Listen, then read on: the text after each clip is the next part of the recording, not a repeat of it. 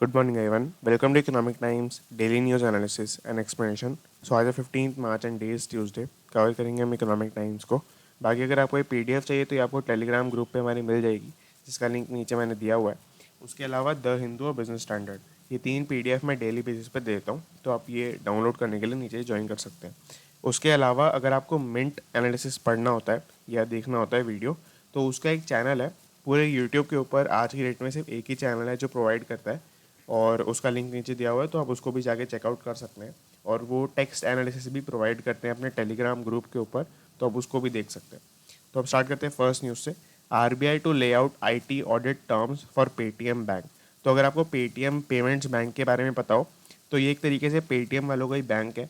अगर आपका जैसे आपको पेटीएम पे यूपीआई बनाना है और अगर आपका किसी और बैंक अकाउंट के अंदर अकाउंट नहीं है, तो उसके लिए मेनली ये सर्विस प्रोवाइड करते हैं. और इसका जो मेन कंज्यूमर बेस आता है वो यहीं से ही आता है कि आप पेटीएम पेमेंट्स बैंक पे अपना अकाउंट खुला सकते हैं और उसके बेसिस पे आपका केवाईसी हो जाएगा यहाँ पर इस बैंक अकाउंट को लिंक करा के.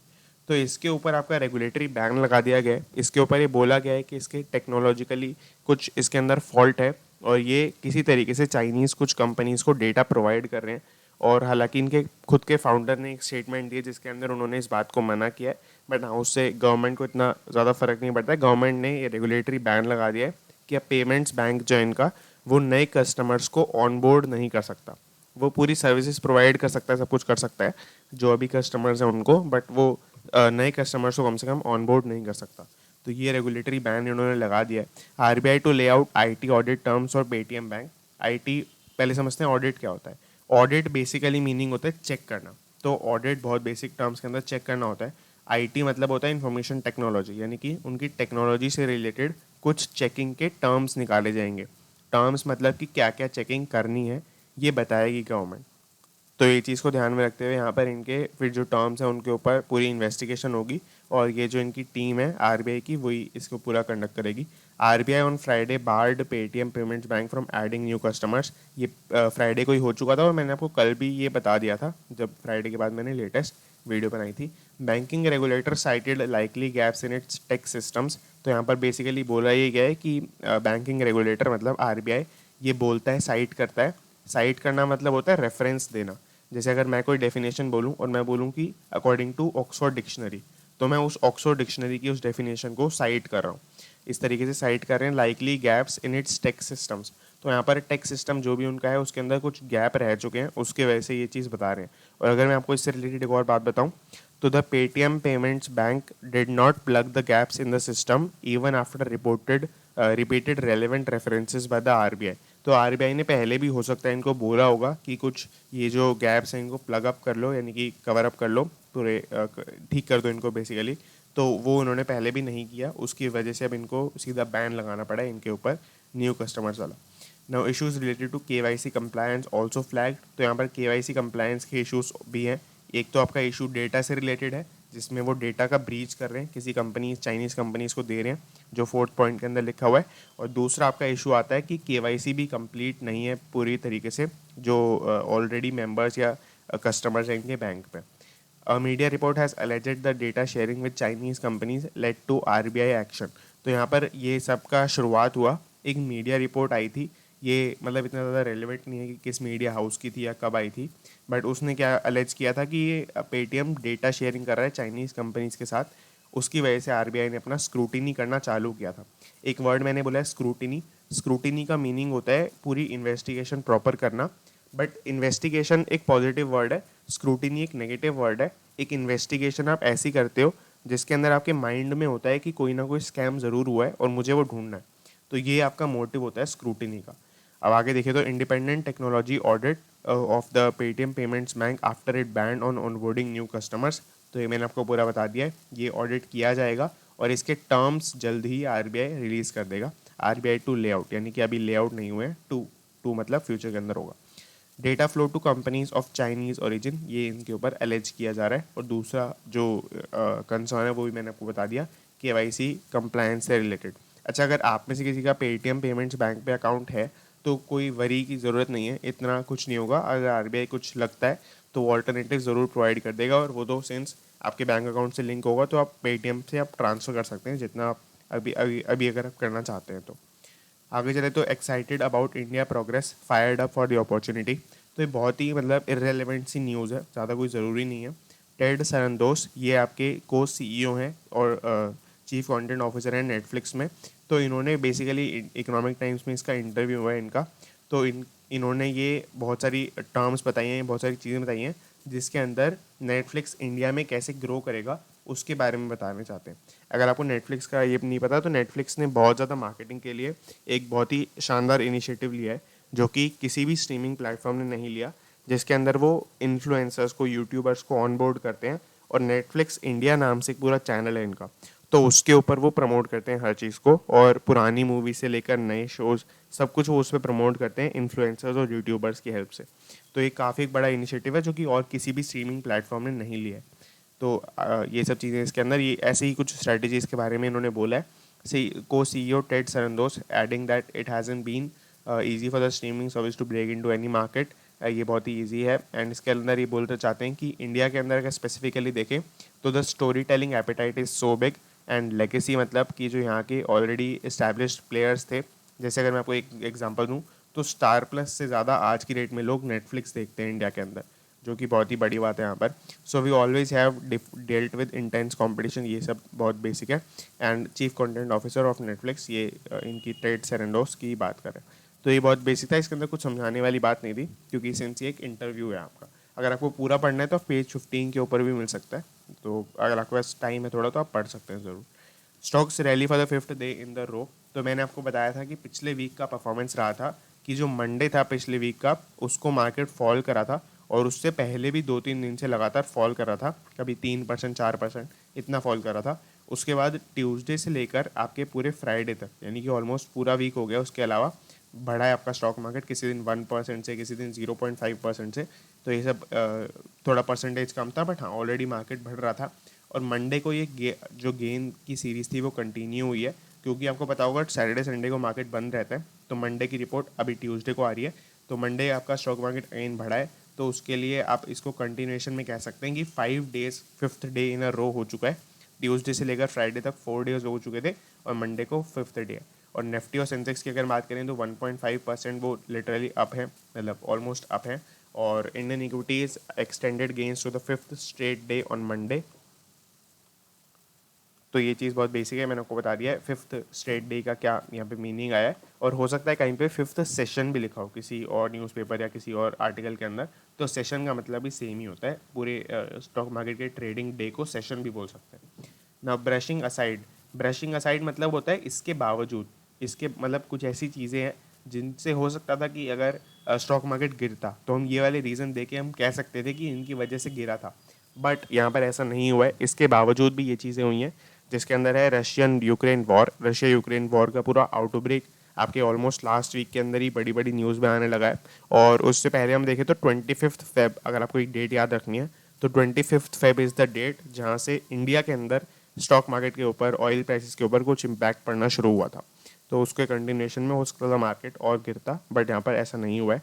ऑफ द यूएस, दूसरी चीज़ है यूएस फेडरल रिजर्व जो आपका रेट्स बढ़ाना चाहता है, जो ये हमने पहले बात की थी। तो इसके बारे में हमने बात की हुई है कि अगर यूएस फेडरल रिजर्व रेट बढ़ा देगा तो वहाँ पे लोग इन्वेस्टमेंट करने लग जाएंगे और इंडिया के अंदर लेस इन्वेस्टमेंट होगा, इसकी वजह से आपका मार्केट नीचे जा सकता था। तो वो चीज़ है इसके अंदर ना। यहाँ पर बीएससी, जैसे आपको पता होगा बीएससी का एक इंडेक्स है सेंसेक्स, इसके बारे में तो आपको पता ही होगा। तो सेंसेक्स में क्या है, सेंसेक्स में 30 कंपनीज हैं, तो 30 टॉप कंपनी सेंसेक्स में आती हैं बीएससी पे जो लिस्टेड है। अब ऐसे ही बीएससी 100 एक और इंडेक्स है सेंसेक्स जैसा ही, इसके अंदर बीएससी के ऊपर जो टॉप 100 कंपनीज लिस्टेड हैं वो आती हैं यहाँ पर। और इसके अंदर उन 100 कंपनीज में से जो सबसे बड़े गेनर्स हैं, यानी कि जिनका सबसे ज़्यादा गेन हुआ है कल के दिन, मतलब मंडे को, तो वो बताया हुआ है, और लूजर्स बताया हुआ है। तो ये आप चाहें तो देख सकते हैं।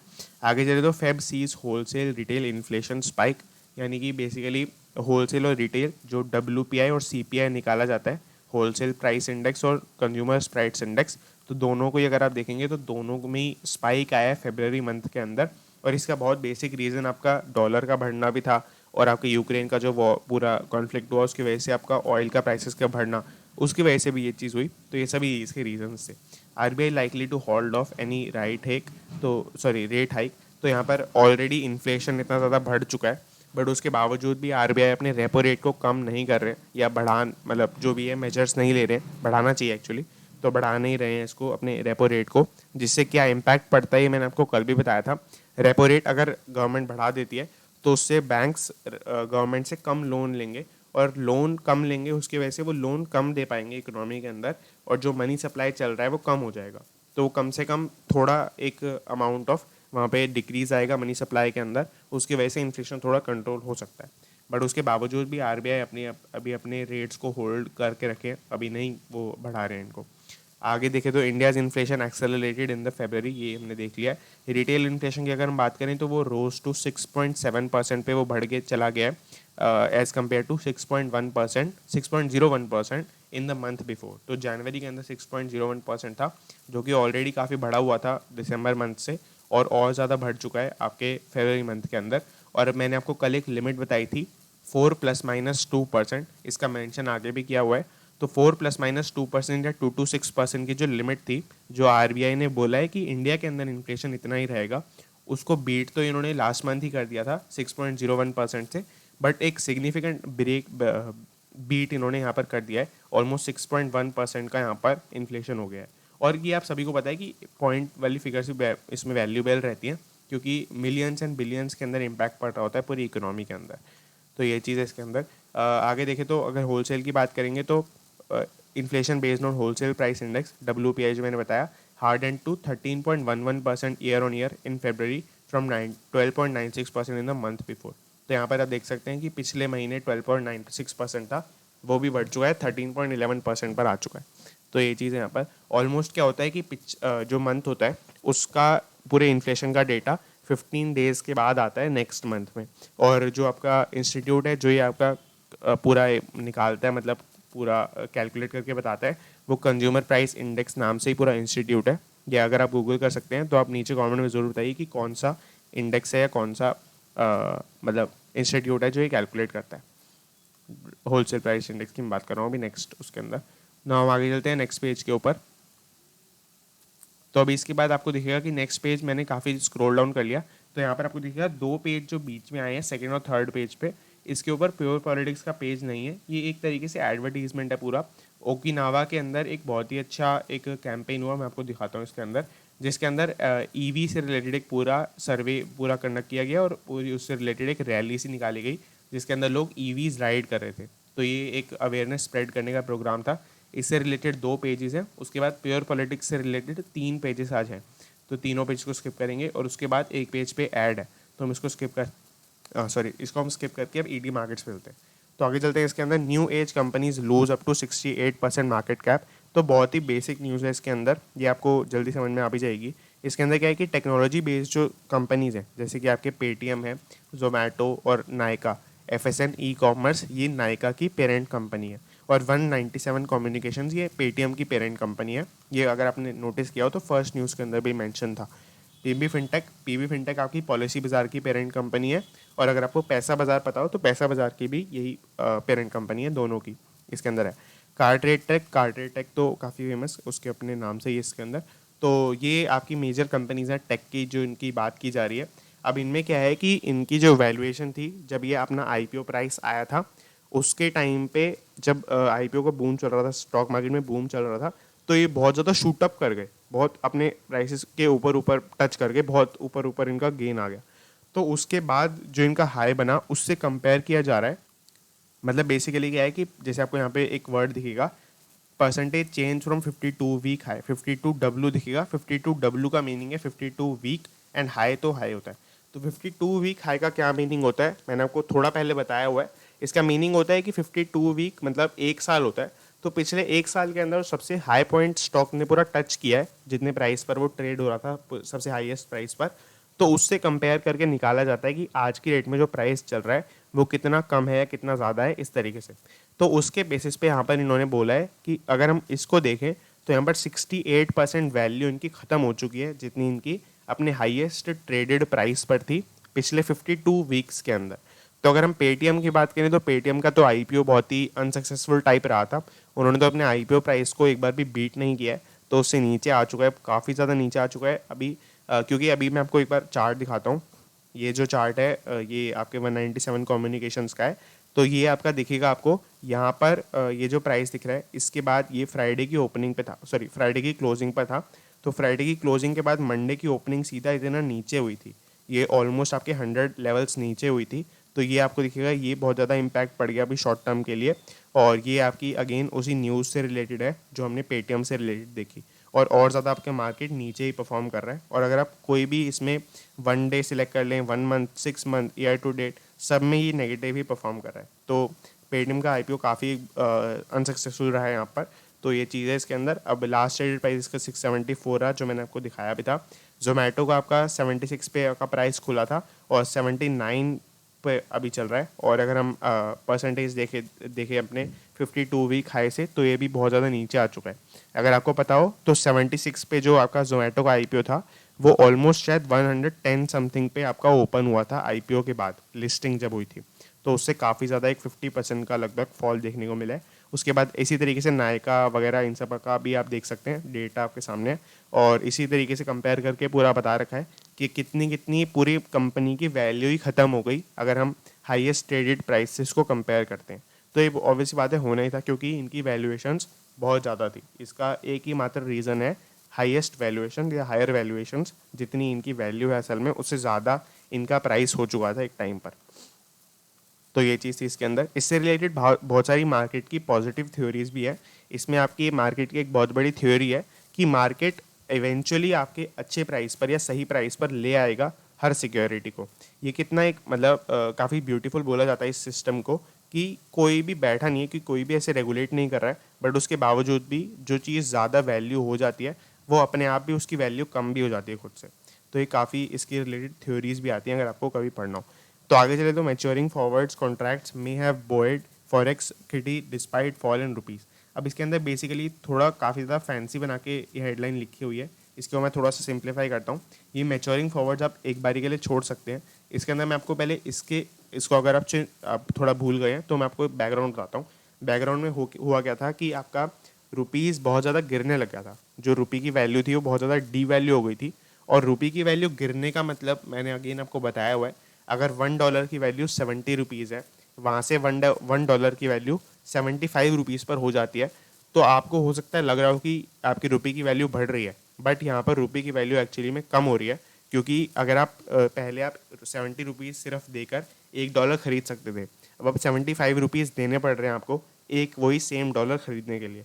तो आपका रुपये वहाँ पे डी वैल्यू हुआ है या फिर डॉलर का वैल्यू बढ़ी है। तो इसी तरीके से अगर आप देखेंगे, जो रुपये का डी वैल्यू होना था वो काफ़ी ज़्यादा रेट से बढ़ गया था। मैं यहाँ पर अभी इस बारी जो क्या बात कर रहा हूँ वो इस पीरियड की बात कर रहा हूँ, जो ये वाला आपका फॉल था, इस फॉल की मैं बात कर रहा हूँ। तो यहाँ पर क्या हुआ कि आरबीआई ने इंटरवीन किया। आरबीआई ने इंटरवीन करके बोला कि आरबीआई ने, मतलब बोला नहीं, आरबीआई ने क्या किया, डॉलर्स को बेच दिया, डॉलर्स को बेच दिया रुपीज़ के लिए, जो भी उनके फॉरेन रिजर्व में पड़े थे। तो उसके बेसिस पे हुआ क्या कि वो उन्होंने बेच दिए, तो उससे आईएनआर की डिमांड बढ़ गई। आईएनआर की डिमांड बढ़ी तो उनका प्राइस भी बढ़ना चालू हो गया। तो आपको दिखेगा इस जो मैंने फॉल मार्क किया था, इसके जस्ट ही बाद आपको एक पूरा स्पाइक दिखेगा। तो ये स्पाइक का मेन रीज़न आरबीआई है। तो आरबीआई ने पूरी स्पाइक कॉज करवाई है, और आरबीआई का इंटेंट इसमें था कि कम से कम थोड़ा स्टेबल हो सके मार्केट। एक पॉइंट ऐसा था जब 77 रुपीज़ टच कर गया था आपका डॉलर रुपी, जो आईएनआर टू डॉलर का पूरा कन्वर्जन रेट है, जो कि पूरा डिजास्टर सा सिनेरियो हो जाता। तो ये चीज़ है इसके अंदर। एक पॉइंट ऑफ टाइम पर अगर मैं आपको एक इंटरेस्टिंग फैक्ट यहाँ पर बताऊँ, तो 1947 के अंदर जब इंडिया आज़ाद हुआ था, तो $1 इक्वल टू 1 रुपीज़ हुआ करता था। तो ये चीज़ काफ़ी इंटरेस्टिंग है इससे रिलेटेड। तो अब आज के टाइम पे 77 रुपीज़ पर ऑलमोस्ट फॉल करने वाला है। तो ये चीज़ है इसके अंदर। अब इसमें बोला क्या गया है कि यहाँ पर जो कॉन्ट्रैक्ट से फॉरवर्ड कॉन्ट्रैक्ट मतलब क्या होता है, फॉरवर्ड कॉन्ट्रैक्ट के अंदर बोला जाता है कि आज के प्राइस के ऊपर मैं आपसे फ्यूचर के अंदर कोई चीज़ खरीद लूँगा। जैसे आप मेरे से बोलते हैं कि मान लेते हैं कि मैं कोई कोर्स लॉन्च कर देता हूँ, कोर्स का प्राइस फ्यूचर में हो सकता है बढ़ जाए, तो आप मेरे से बात कर लेते हैं कि आज मेरे पास पैसे नहीं है, मेरे पास 1 महीने बाद पैसे आएंगे, तो मैं आपसे आज आपका जो कोर्स है 1000 रुपीज़ का, वो आज के प्राइस पे बाय करूँगा, बट 1 महीने बाद बाय करूँगा। तो इसमें एक रिस्क रहता है कि हो सकता है प्राइस को मेरे को कम करना पड़े, क्या पता लोग ना खरीद रहे हो, तो उसकी वजह से फिर वहाँ पर उसको लॉस हो जाएगा। बट अगर प्राइस एक्चुअली में बढ़ जाता है कोर्स का, तो उसको प्रॉफिट हो जाएगा। तो इस तरीके से फॉरवर्ड वर्क करते हैं। फॉरवर्ड एक टाइप का डेरिवेटिव कॉन्ट्रैक्ट होता है। इसके बारे में अगर आपको और जानना है तो आप मुझे कमेंट में बता सकते हैं, मैं इसके ऊपर कुछ अलग से वीडियो बना दूंगा। तो इसके अंदर इस तरीके से फॉरवर्ड जिन लोगों ने बाय किए थे रुपीज़ के, तो उसकी वजह से अब आपका जो और ज़्यादा क्रैश कर रहा है मार्केट, उस वो आपका हो सकता है कि करेक्ट कर जाए। तो ये चीज़ बोए करेगी, बोए मतलब कीप हैप्पी रखेगी आरबीआई को। तो ये बहुत ही कॉम्प्लेक्स बना रखा है न्यूज़ को, बट इसके अंदर कोई पॉइंट नहीं बनता है इतना कॉम्प्लेक्स बनाने का। ये बेसिक बात है कि अभी जो मार्केट वापस से गिरने लग रहा है, जो आपको इसी ग्राफ में ही दिख जाएगा, ये जो आपका बड़ा सा इंक्रीज आया आरबीआई के इंटरवेंशन की वजह से, उसके बाद आपको एक छोटा सा फॉल दिखेगा। तो उस फॉल को करेक्ट करने की बात की जा रही है, क्योंकि अब आरबीआई के पास इतना पैसा या इतना लीवेज नहीं है कि वो इसको वापस से करेक्ट कर सके, वापस से इंटरवीन कर सके। तो इस तरीके से तो अगर आपको दिखेगा यहाँ पर फॉरेन करेंसी की बात यहाँ पर करी हुई है कि फॉरेन करेंसी हमारे पास कितनी एक्चुअली में बची है। तो फॉरेन करेंसी का हमारा रिजर्व रोज कर गया 565.46 बिलियन पर 564.8 बिलियन पर। अगर आपको लग रहा होगा कि ये रेज कैसे कर गया, हमने तो एक्चुअली में डॉलर्स बेचे थे आईएनआर के लिए। तो ये बेसिकली इसी फॉरेन रिजर्व के जो फॉरवर्ड्स थे इनकी वजह से ये चीज़ हो रही है, और इसी की वजह से बोला जा रहा है कि ये वापस से बाउंस बैक कर जाएगा। तो ये चीज़ है इसके अंदर। Foreign currency assets rose to, ये अगेन वही सेम चीज़ यहाँ पर लिखी हुई है। Forward contracts may have played in boosting forex reserve. तो ये मैंने आपको अभी बताया कि जो फॉरवर्ड कॉन्ट्रैक्ट थे उन्होंने ही आपका रोल प्ले किया है इन बूस्टिंग फॉरेक्स रिजर्व। तो अगेन इसके बहुत सारे फैक्टर्स हो सकते हैं, क्योंकि फॉरेक्स रिजर्व फॉरेन करेंसी पे ही वैल्यू या लाई नहीं करता, रिलाई नहीं करता। बहुत सारे इसके फैक्टर्स और भी हो सकते हैं, बट जैसा इन्होंने मेंशन किया वैसा मैंने आपको एक्सप्लेन कर दिया इसके अंदर। आगे देखे तो प्री मैच्योर टू से रामकृष्णा इज मास्टरमाइंड सीवीआई। अब यहाँ पे थोड़ा सा बैकग्राउंड आपको अच्छे से समझने की ज़रूरत है। इसके अंदर हुआ क्या है, रामकृष्णा पहले समझते हैं कौन है। तो रामकृष्णा ये एक लेडी है, यहाँ पे आपको उनकी फ़ोटो भी दिखेगी। तो ये एनएसई की आपकी हेड थी, एक टाइम पर सीईओ थी, और अभी जो आपके हेड चल रहे हैं वो मतलब इससे जस्ट पहले ही वो हेड थी। तो उसके अंदर क्या हुआ था, इनके ऊपर एक स्कैम का अलेज किया गया था, जिस स्कैम का नाम है कोलोकेशन स्कैम। कोलोकेशन स्कैम के अंदर मैंने आपको थोड़ा पहले बताया हुआ है, इसका मीनिंग ये होता है कि इसके अंदर जो एनएसई का मेन डेटा था, वो इन्होंने एक ईमेल आईडी को कुछ कॉन्फिडेंशियल डेटा लीक किया था। ये इनके ऊपर मेन अलेज था, मेन इसके ऊपर केस कह सकते हैं, मेन इनकी गलती कुछ भी कह सकते हैं।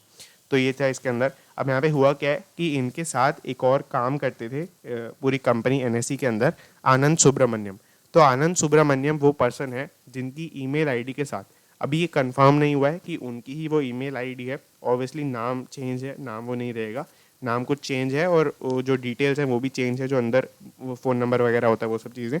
तो उसके अंदर इनके 2000 से भी ज़्यादा मेल्स हैं, बट उसके बावजूद भी जो रामकृष्ण है उन्होंने ये आपके बोलने से मना कर दिया, ये मानने से मना कर दिया है कि वो आपके इनके साथ कांटेक्ट में है या उनको जानते भी हैं आनंद सुब्रमण्यम को, हालांकि वो एनएससी में खुद काम भी करते थे। तो उसके बावजूद ये जो चीज़ें हुई, उसके लिए आपके चित्रा रामकृष्ण को अभी थोड़े टाइम पहले ही मैंने उस दिन न्यूज़ में भी कवर किया था, इनको सीबीआई ने कस्टडी में ले लिया था और तिहाड़ जेल के अंदर इनको रिमेन करा रखा है, जैसा कि आपको यहाँ पे भी दिखेगा। Ramakrishna has been remanded in 14 days judicial custody at Tihar jail. तो इस तरीके से इनको रखा भी हुआ है। और इसके लिए आपको जो इनके ऊपर मेन केस है वो यहाँ पे आपको इस स्टेटमेंट से समझ में आएगा। there is evidence that establishes that Subramaniam has created email ID this to which Ramakrishna had sent confidential company information। तो ये आपको दिखेगा यहाँ पर, जो मैंने आपको पूरा एक्सप्लेन किया कि ये आईडी है जिसके ऊपर आपका रामकृष्ण ने जो बहुत सारे कॉन्फिडेंशियल इन्फॉर्मेशन थी एनएससी से रिलेटेड या किसी ट्रेडिंग डेटा से रिलेटेड, जो भी हो सकता है, वो उसका नेचर अभी रिवील नहीं किया गया है, तो वो सब इन्होंने सेंड किया है इस ईमेल आईडी के ऊपर, और इसी के ऊपर इनका पूरा केस चल रहा है। तो इसी को ही कोलोकेशन स्कैंडल बोला जा रहा है यहाँ पर।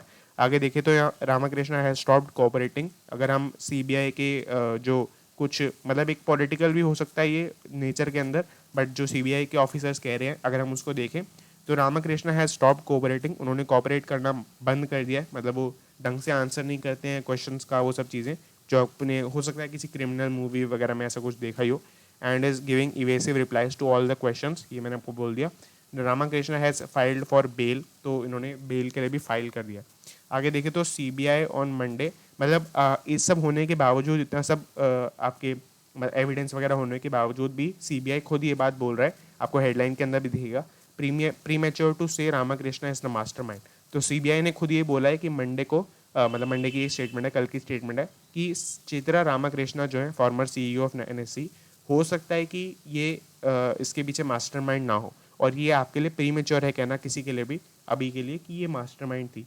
ये ओनली एंड ओनली इन्वेस्टिगेशन बता सकती है कि कौन असल में मास्टरमाइंड था और कौन इसके अंदर गिल्टी होना चाहिए। तो आई होप आपको ये पूरा क्लियर हो गया होगा यहाँ पर। अब हम आगे चलते हैं, एक न्यूज़ बीच में रह गई थी, FPI is offload 5.5 billion of IT stocks. तो यहाँ पर बेसिकली बोला ही जा रहा है FPI, जो मैंने आपको कल भी बताया था कि जिन्होंने इक्विटी बहुत ज़्यादा ऑफलोड की है इस पूरे टाइम के अंदर, टाइम पीरियड के अंदर, तो इसके अंदर भी ऐसा ही सिमिलर रिलेटेड न्यूज़ है कि IT स्टॉक्स के अंदर कितना आपके FPI ने, फॉरेन पोर्टफोलियो इन्वेस्टर्स ने डी वैल्यू किया है, ऑफलोड किया है। 5.5 बिलियन का उन्होंने सेल किया है, नेट सेल की बात कर रहे हैं, सिंस अक्टूबर से लेकर अभी तक, यानी कि पिछले 5 मंथ्स के अंदर ऑलमोस्ट, ये मार्च को इंक्लूड नहीं कर रहा है, फरवरी तक की ये फिगर है। तो 5 मंथ्स के अंदर 5.5 बिलियन का इन्होंने सेल किया है, नेट सेल। तो ये काफ़ी बड़ी वैल्यू है। अगर हम और थोड़ा डेटा देखें तो ये आपको काफ़ी अच्छा डेटा इस ग्राफ के अंदर भी मिल जाएगा। हालांकि इसके अंदर कोई समझाने वाली बात नहीं है। जो रेड वाली फिगर्स है वो ये है कि कितना फ्लो टोटल आया था, यानी कि कितना टोटल फ्लो आया था। इसका मीनिंग होता है कि इसके अंदर से सेल वाली वैल्यू इंक्लूड नहीं की गई है, और जितनी सेल हुई है वो इस वाले ग्राफ के अंदर आपको दिखेगा। तो दोनों चीज़ें उसके अंदर है। टेक्नोलॉजी स्टॉक्स मतलब वही IT स्टॉक्स है यहाँ पर, इनकी बात कर रहे हैं पूरी न्यूज़ के अंदर, which are often considered as defensive bets during volatile markets. मतलब उनको डिफेंसिव बेट्स बोला जाता है ये करके कि टेक्नोलॉजी के स्टॉक्स अगर आज की डेट में गिर भी जाते हैं तो फ्यूचर में तो टेक्नोलॉजी इंप्रूव करेगी करेगी, क्योंकि वो तो एक इनएविटेबल स्टेटमेंट है, तो वो आपके वहाँ पर आपको गेन दे पाएंगे। तो अगर आपका मार्केट बुरा भी परफॉर्म कर रहा है तो आप टेक्नोलॉजी स्टॉक्स को खरीद सकते हैं, उनके अंदर आपको काफ़ी अच्छे बेट्स यहाँ पर मिल जाएंगी, ऐसा बोला जाता है। उसके बावजूद भी ऐसा हुआ है कि FPI ने इनको सेल कर दिया है, और किसकी वजह से सेल किया है? रिच वैल्यूएशन की वजह से। अगेन जो स्टार्टअप्स के साथ हो रहा था वही यहाँ पर IT कंपनीज में भी हो रहा है कि रिच वैल्यूएशन की वजह से उनको सेल करते जा रहे हैं जो FPI वाले लोग हैं। और इसके पीछे और भी रीज़न होते हैं। इसके पीछे एक फंडामेंटल फ्लॉ है, जो रीज़न है रिच वैल्यूएशन वाला, कि यहाँ के लोग क्यों नहीं सेल कर रहे, जो आपके टेक वाले स्टॉक्स हैं उनको यहाँ के लोग बहुत ही कम सेल कर रहे हैं। और वो क्यों है? क्योंकि हो सकता है फॉरेन में उनको ज़्यादा अच्छे बेनिफिट्स मिल रहे हों, जो FPI वाले लोग हैं वो इसलिए सेल कर रहे हो। तो ये भी एक रीज़न हो सकता है। बट यहाँ पर जो बात लिखी है वो मैं आपको बता रहा हूँ। It was nearly 40% of the total FPI equity outflow, यानी कि जितना पिछले 5 महीनों के अंदर सेल हुआ, आउटफ्लो हुआ इक्विटी सेक्टर के अंदर, उसके अंदर 40% टेक्नोलॉजी सेक्टर के अंदर था, जो एक काफ़ी एक वर्स फिगर है एक तरीके से। आगे देखें तो अराउंड 14.3 बिलियन का पूरा आउटफ्लो हुआ। पूरा आउटफ्लो का मीनिंग है कि कितना आपका स्टॉक्स बिके, कितने स्टॉक्स सेल करके गए लोग पूरे FPI के अंदर। तो वो उन्होंने सेल किया 14.3 बिलियन का, जिसके अंदर से 5.5 बिलियन, दैट इज रफली 40%, IT स्टॉक्स के थे। Sectors weight in FPI portfolio dropped by 135 basis points on year to date basis. पहले अगर आपको ईयर टू डेट नहीं पता तो ये मैं आपको बता दूंगा। भला हालांकि इसके बावजूद अगर हम देखें पूरे बाकी न्यूज़ को, तो FPI पूरे पोर्टफोलियो के अंदर अगर हम देखें तो जैसे जितना एक पोर्टफोलियो होता है, एक पोर्टफोलियो के अंदर कैसे होता है, जैसे ये पूरा पोर्टफोलियो है, मैंने पाई चार्ट के फॉर्म में बताता हूँ। इसके अंदर मान लेते हैं कि हमने 1/4 या 25% हमने गोल्ड को दे दिया।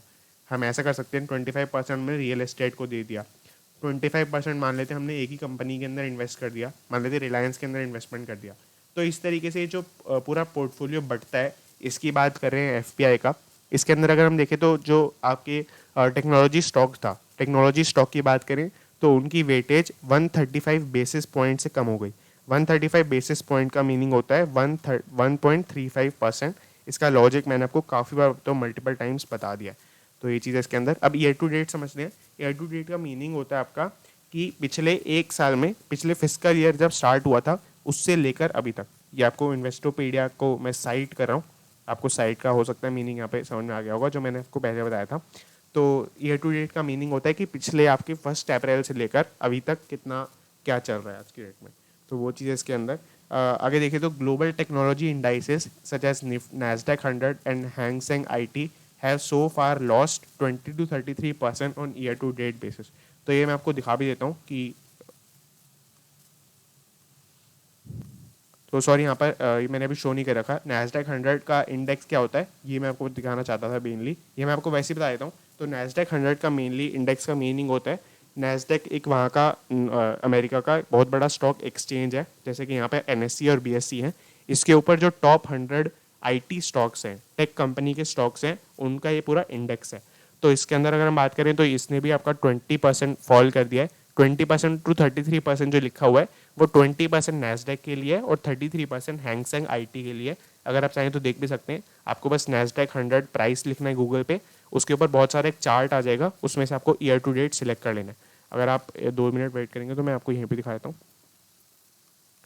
यहाँ पर आपको दिखेगा कि नैस्डैक 100 का ईयर टू डेट का चार्ट है जो कि आपका 20% फॉल कर गया है। इस तरीके से आप हैंगसेंग आईटी का भी सर्च कर सकते हैं। तो आई होप आपको ये पूरा क्लियर हो गया होगा। अब 2-3 ही हमारे पास न्यूज़ बची है, वो हम कवर कर लेते हैं, जो कि काफ़ी इसके अंदर रेलिवेंट भी न्यूज़ है। Unaccounted crypto transactions of 700 investors under IT scanner. तो कल भी मैंने एक इनकम टैक्स से रिलेटेड एक न्यूज़ कवर की थी, तो आज भी एक इसमें कॉन्टिन्यूएशन में न्यूज़, मतलब कॉन्टिन्यूएशन में तो नहीं है बट एक क्रिप्टो से रिलेटेड इनकम टैक्स की न्यूज़ है। तो इसके अंदर आपको दिखेगा कि जो 700 इन्वेस्टर्स हैं जो आईटी स्कैनर के अंदर हैं, आईटी मतलब अगेन इनकम टैक्स स्कैनर के अंदर हैं, जिन्होंने क्या किया है, टैक्स पे नहीं किया है। तो मतलब टैक्स पे वाली बात सच्ची नहीं है कि सिर्फ टैक्स पे नहीं किया है। दो बातें यहाँ पर हैं जो 700 इन्वेस्टर्स हैं उनकी। पहली बात तो ये है कि उन्होंने क्रिप्टो ट्रांजेक्शन जो है, उनके गेन्स जो हैं वो सब हुए हैं, उनको मैंशन ही नहीं किया है अपनी टैक्स रिटर्न के अंदर, जो कि मैंने आपको कल बताया भी था कि वो जो पर्सन होता है उसको खुद से अपनी रिटर्न भरनी होती है। फिर जो 180 जो मैंने आपको कल एक सेक्शन बताया था, अभी मैं भूल रहा हूँ यहाँ पर, जो एक सेक्शन होता है जिसके बेसिस पे इनकम टैक्स वाले खुद अपना वापस से भेज देते हैं उसको, जो कि आपका 148 शायद सेक्शन होता है, 147 या 148 जो इनकम टैक्स एक्ट का, उसके अगेन वो रीअसेसमेंट नोटिस भेजते हैं अगर ऐसा कोई करता है, गलती करता है। तो ये गलती में से पहली गलती है कि कई लोगों ने क्रिप्टो गेन्स को मेंशन ही नहीं किया है अपने टैक्स रिटर्न के अंदर। और दूसरी गलती है कि कई लोगों ने रिटर्न ही नहीं फाइल किए। तो ये रिटर्न ही नहीं फाइल किए कैसे पता चलता है? तो ये होता है कि काफ़ी सारे जो स्टूडेंट्स हैं या हाउस होल्ड्स हैं या ऐसे सब हैं जो वैसे भी ज़्यादा नहीं कमाते थे, ज़्यादा रिटर्न नहीं भरते थे, वो इस क्रेज़ की वजह से क्रिप्टो के अंदर आ गए। और क्रिप्टो के अंदर आ गए तो उनका पैन कार्ड वगैरह सब कुछ उनको लिंक कराना पड़ा। तो इनकम टैक्स के पास ये डेटा चला गया कि किसने कितना स्टॉक्स में ट्रेड किया है। तो उसकी वजह से कई लोगों को पता चल गया, या इनकम टैक्स वालों को पता चल गया कि इन्होंने अपनी रिटर्न्स नहीं भरी हैं, हालांकि इनको गेन्स हुए हैं यहाँ पर। High value crypto transaction of about 700 investors, यानी कि जो 700 इन्वेस्टर्स की बात कर रहे हैं उनकी क्रिप्टो ट्रांजेक्शंस काफ़ी बड़ी वैल्यू की हैं। दो दीज इंडिविजुअल्स आर और entities could face 30% tax penalty and interest. तो ये सब चीज़ें इनके ऊपर लगाई जा सकती हैं अगर ये टाइमली बेसिस पे अपना फिल नहीं करते हैं। हो सकता है इनको एक टाइम लिमिट दी भी जाए, क्योंकि इनमें से काफ़ी सारे लोग, एक इनोसेंट क्लॉज होता है, इनोसेंट क्लॉज मतलब होता है कि हमें पता ही नहीं था, हमें पता ही नहीं था ये कैसे करना है, ये भी कई लोग फाइल कर सकते हैं। ऐसा मैं क्यों बोल रहा हूँ ये आपको अभी समझ में आएगा। Apart from HNIs, non resident of India, that is NRIs and startups. तो HNI NRI वाले लोग या स्टार्टअप वाले लोग अगर ये बोलेंगे तो ये समझ में नहीं आती है बात। But the list also includes students. तो स्टूडेंट्स और हाउस वाइफ्स भी इसके अंदर आ रहे हैं। तो इसकी वजह से एक इनोसेंट वाला क्लॉज यहाँ पर आ सकता है। तो अगर इनोसेंट वाला क्लॉज नहीं चलता है तो उसके बेसिस पे अगर फिर होगा तो 30% टैक्स पेनल्टी और इंटरेस्ट यहाँ पर उनको देना पड़ेगा। तो ये चीज़ इसके अंदर। और आईटी डिपार्टमेंट, इससे आपको पता चलता है कि सिंस अभी थोड़े दिनों पहले ही, मतलब थोड़े दिनों पहले नहीं बोलना चाहिए, कल की न्यूज़ में आपका आया था कि आईटी डिपार्टमेंट बहुत सारे लोगों के ऊपर और स्क्रूटिनी कर रहा है पुराने टैक्स से रिलेटेड।